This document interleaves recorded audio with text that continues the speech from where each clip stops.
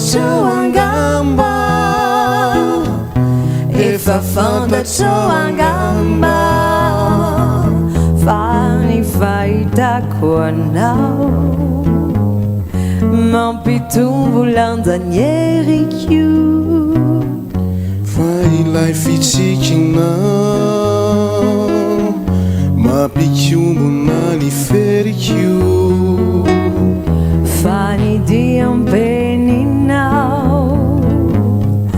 mababo ny fijeriko,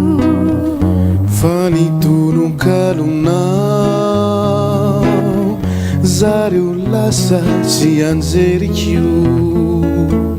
efa fantatrao angamba,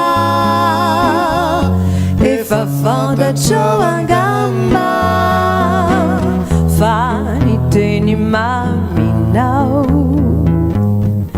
no tahiry tsy mba veriko, fa ny andinimpiainanao raikitsao misy teriko, satria tiako ianao ka ny aminao rehetra zava-tsarobidoay, satria koa tia ianao dia misy hery izay nametra sy mitantana